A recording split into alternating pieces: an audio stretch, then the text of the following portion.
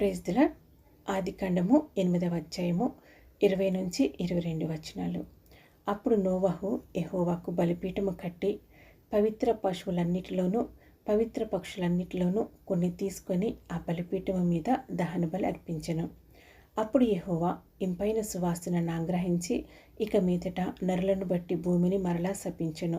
ఎందుకనగా నరుల హృదయాలోచన వారి బాల్యము నుండి చెడ్డది. నేనిప్పుడు చేసిన ప్రకారముగా ఇకను సమస్త జీవులను సంహరింపను.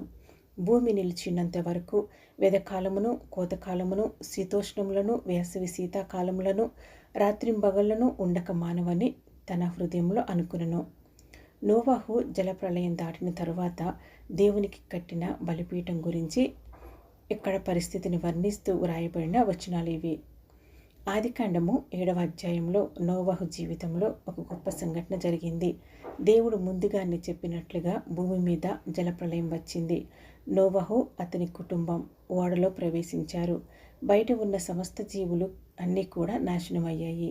కానీ దేవుని కృప వల్ల నోవహు కుటుంబం రక్షించబడింది. చివరకు జలాలు తగ్గిపోయాయి. భూమి ఎండిపోయింది. దేవుడు నోవహుతో, నీవును నీ భార్యయు నీ కుమారుల భార్యలను ఓడలో నుండి బయటకు రండి అని చెప్పాడు. నోవహు బయటకు వచ్చాడు. అప్పుడు నోవహు చేసిన మొదటి పని ఏమిటి అంటే ఆదికాండము 8వ అధ్యాయము 20వ వచనంలో ఉంది. అప్పుడు నోవహు యెహోవాకు బలిపీఠము కట్టి. ఇక్కడ ఈ వచనం దగ్గర మనం ఆగి ఆలోచించాలి. నోవహు చాలా పెద్ద ప్రమాదం నుండి బయటపడ్డాడు. అతను మరణకరమైన పరిస్థితిని దాటి వచ్చాడు. తన చుట్టూ ఉన్న ప్రపంచం మొత్తం మారిపోయింది. కానీ తాను తన కుటుంబం దేవుని కృప వల్ల బ్రతికారు. అలాంటి సమయంలో నోవహు ముందుగా తన కొరకు ఇల్లు కట్టలేదు. తన సంపద గురించి ఆలోచించలేదు. తన భవిష్యత్తు గురించి కూడా తాను ఆలోచించలేదు. మొదట దేవునికి బలిపీఠం కట్టాడు. ఎందుకంటే నోవహు జలప్రళయంలో ఉన్నప్పుడు తాను దేవుని మీద ఆధారపడ్డాడు. ఆ ప్రళయం ముగిసిన తర్వాత కూడా నోవహు దేవుణ్ణి మర్చిపోలేదు. ఇది మనకు చాలా ముఖ్యమైన పాఠం. మనము కష్టాలలో ఉన్నప్పుడు దేవుణ్ణి వెతకటం ఒక విషయం అయితే, కష్టాలు దాటిన తర్వాత దేవుణ్ణి మర్చిపోకుండా స్తుతించటం మరో విషయం. మనలో చాలామంది సమస్య ఉన్నప్పుడు దేవా నన్ను కాపాడు, దేవా ఈ సమస్య నుండి బయటకు తీసుకురా అని ప్రార్థిస్తాము. కానీ సమస్య దాటిపోయిన తర్వాత ప్రార్థన తగ్గిపోతుంది, స్తుతి తగ్గిపోతుంది, దేవుని జ్ఞాపకం చేసుకోవటం కూడా తగ్గిపోతుంది. కానీ నోవహు అలా చేయలేదు. ప్రళయం దాటిన తర్వాత వెంటనే బలిపీఠం కట్టాడు. అందుకే మనం కూడా ఒక పరిస్థితి నుండి బయటపడినప్పుడు అమ్మయ్య సమస్య పోయింది అని మాత్రమే కాకుండా, నన్ను ఈ సమస్యల నుండి, ఈ శ్రమల నుండి, ఈ కఠినమైన పోరాటంలో నుండి, ఇటువంటి మరణకరమైన పరిస్థితిలో నుండి నన్ను దాటించిన దేవునికి స్తోత్రం అని చెప్పి దేవుణ్ణి స్తుతించే హృదయం మనకు ఉండాలి. ఇక్కడ ఒలీవ ఆకు ఇంకా జీవం ఉంది, జీవం అనేది ప్రారంభమైనది అని తెలియచేయటానికి సూచనగా ఇక్కడ మనకు కనబడుతుంది.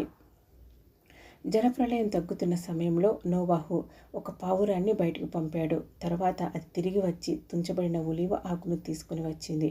ఆదికాండము 8వ అధ్యాయం 11వ వచనంలో, సాయంకాలమున అది అతని యొద్దకు వచ్చినప్పుడు తుంచబడిన ఒలీవ చెట్టు ఆకు దాని నోటి నుండిన గనుక నీళ్లు భూమి మీద నుండి తగ్గిపోయినని నోవహుకు తెలిసెను.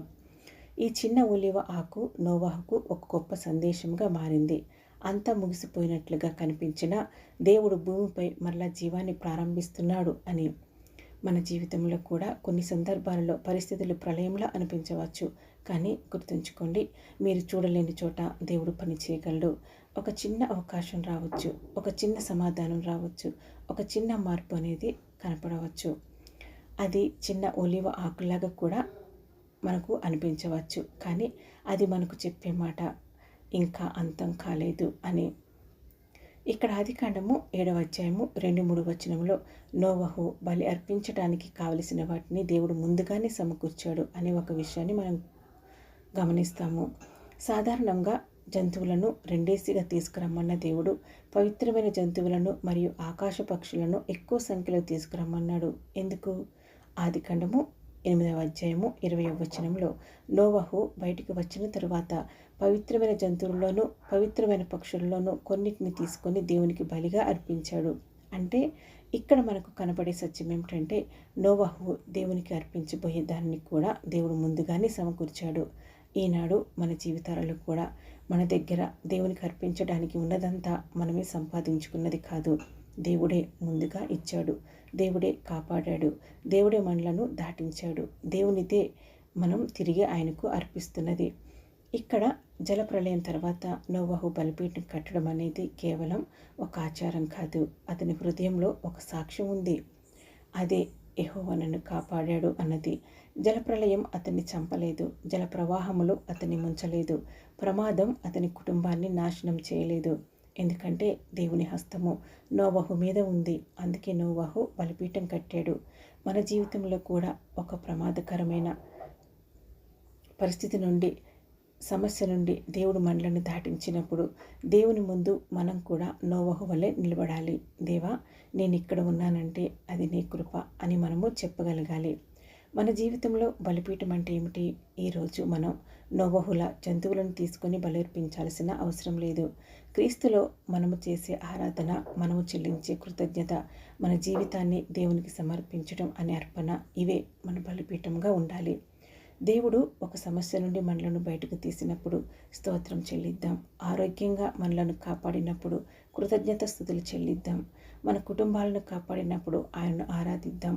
మూసివేయబడిన ఒక మార్గం తెరవబడినప్పుడు దేవునికి మహిమ చెల్లిద్దాం. సుదీర్ఘమైన నిరీక్షణ తర్వాత సమాధానం వచ్చినప్పుడు ఆయన చేసిన కార్యాన్ని మర్చిపోవద్దు. ప్రళయం దాటిన తరువాత బలిపీఠం కట్టిన నోవహుల మనం కూడా ఇక నా జీవితం నాదే అని అనకుండా మనలను దాటించిన దేవునికి స్తుతి బలిపీఠం కడదాం.